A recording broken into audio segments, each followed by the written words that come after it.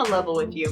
I did not like Book 3, Rogue Protocol, as much as I liked the other Murderbot books. I love all the Murderbot books, including this one, Book 3. But on my first read through, I didn't really appreciate it, and I think part of that is because I was binging these books, 1, 2, 3.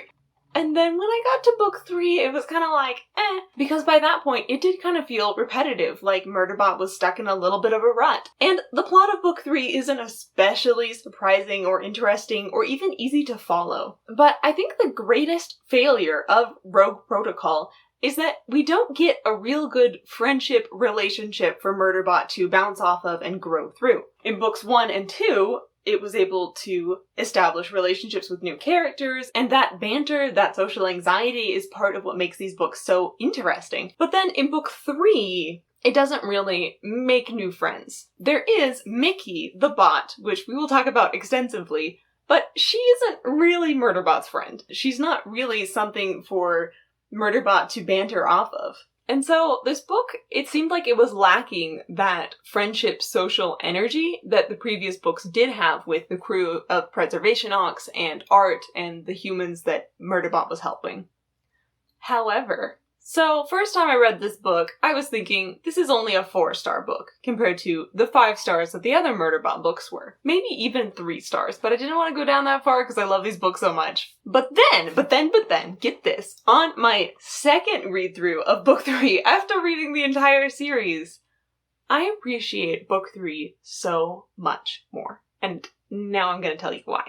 In 1 through 4, Murderbot has this arc. And this arc is it accepting the humans of Preservation Ox as its family, as its people that it can be familiar and comfortable with. And Book 3 kind of suffers from the middle book syndrome of not having enough of that plot, of that arc, to really make it feel important. And yet, this book is still an integral part of that arc. And yeah, maybe everything could have been switched around and we didn't need Book 3 anymore, but as it stands, we do need Book 3 for this arc to be satisfying. And why do we need it? Well, at the end of Book 2, Murderbot has accepted its kind of humanity, but the idea that it's struggling with is the idea of Mensa owning it. Because though Murderbot totally loves and respects Mensa, it doesn't want an owner. And Mensa, as its legal guardian, is close enough to that Murderbot doesn't want it, understandably. And Mensa knows this, and Mensa isn't going to exercise this power over Murderbot in an unhealthy way. However, she could if she wanted to, and Murderbot was on preservation. And so there is a dangerous power imbalance. And in order to get around this, Murderbot has to trust Mensa. Murderbot has to trust that Mensa isn't going to abuse this power that she will inherently have over it. And at the end of Book 2, Murderbot isn't there yet. Murderbot is slowly getting there, but it's really not ready to do that. But what gives it the push is through Book 3, seeing this relationship between Donna Bene and Mickey, her bot. That this relationship between Bene and Mickey, it has the same kind of power imbalance between the relationship of Murderbot and Mensa. However, it works. And Murderbot can see that their relationship has real trust in it, has real love in it, and has real freedom and autonomy for Mickey. That Donna Bene isn't abusing her power over her robot. The robot always gets the opportunity to make its own decisions. And I want to explore the parallels between Mickey and Murderbot a little bit more here because there's something so juicy that kind of parallels this idea of, in our culture, internalized misogyny and things like that. In the form of internalized misogyny, it's like society has put this idea in you, a woman, that being feminine is bad. And so, in your heart, you start hating things that are feminine. And this is a kind of toxic behavior to be hating something that is maybe part of you. And this is analogous to what Murderbot feels. Because Murderbot is dealing with the internalized prejudice of bots and constructs and things that are not fully human being less than human and not real people. And so Murderbot associates the things that bots do, like following orders, like being under the control of humans, as inherently bad things. And yet, as I discussed in my video over Book 2, Murderbot kind of wants to follow orders in some ways. It wants to protect people, it wants to be part of a society. But it doesn't want to follow orders because that's what bots do, and it is independent now, not one of those bots that gets taken advantage of, like the sex bots, and we can see this in its internalized prejudice against itself and against other constructs and bots. And yes, in this book, Murderbot kind of dogs and hates on humans in various ways, especially human security consultants, because they're so incompetent. But if you watch, Murderbot is also often insulting bots and constructs and rogue sec units, saying how dangerous they are. And through book 3, Murderbot is slowly working through this issue, because it's going to Milu on this quest in order to please Mensa, the very person that it is so adamant it is not beholden to, does not take orders from, and yet in Murderbot's search for purpose, it's following Mensa's orders and trying to make her happy, because that's kind of what it wants. It wants to make Mensa happy and help and be part of this preservation society. Which is another topic we will talk about in a minute, which is Murderbot figuring out what it even wants in this world. But first, I want to take a quick sideline to one of my favorite moments in this book, which is Murderbot is injured and needs someone to help it patch up.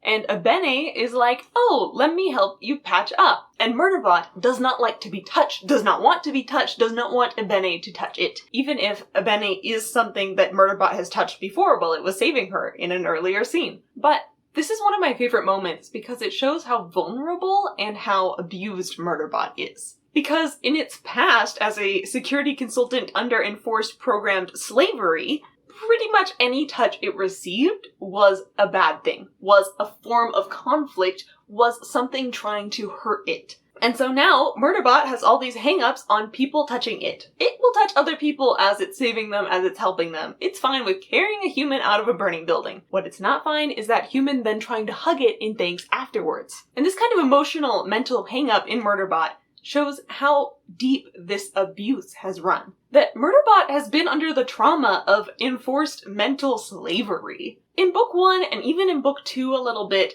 this isn't really tackled. Murderbot does acknowledge, like, oh yeah, that happened, but the way it tells the story in book 1, and I've seen this in other people's reviews of book 1 when they haven't read more books, it almost gives the impression of before Murderbot hacked its governor module, it wasn't really aware of freedom or what this was or what that was, and it wasn't until after it hacked itself that it started developing a personality or becoming itself. Which isn't true and isn't exactly the vibe that I got from reading book 1, but I've seen other people talking about book 1 through that lens, and so it's the vibe that at least some people are getting. And that's because the abuse that Murderbot has gone through that prompted it to hack its own governor module is so buried deep and so hidden, it's not something that Murderbot wants to express to us, the reader. Murderbot has a lot of emotional issues, but it doesn't want to admit that to itself, and it doesn't want to admit that to us, the readers. And that ties into Murderbot being kind of an irreliable narrator. It doesn't show us everything that it feels or why everything is happening. But we do get to see Murderbot not wanting to be touched and flinching away from touch several times in this book, even from one of the opening scenes where Murderbot lays down a rule with the humans it's protecting. Rule number 1, do not touch me. And you can just see that's Murderbot claiming a sense of control because this is the one thing it wasn't allowed to put the rule down about before. I love that little vignette we get at the beginning of Murderbot protecting the people on this space transport,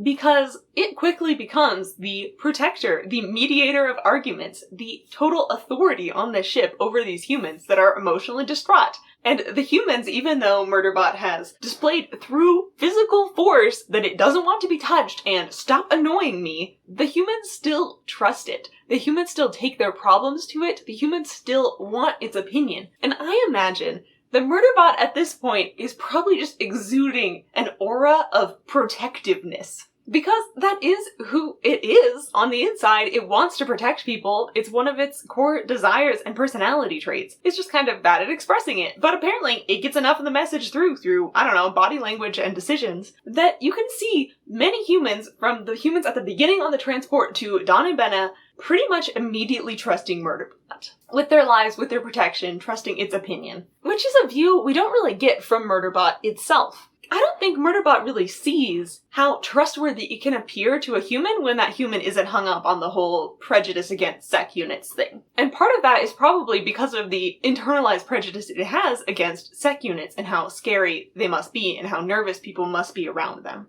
But coming back around to the important point of what does Murderbot want. It even admits in this book that it's still figuring that out. It's not very sure. And this is the ongoing thing that it's trying to figure out since it's become autonomous and hacked its governor module. What do I want now that I can do what I want?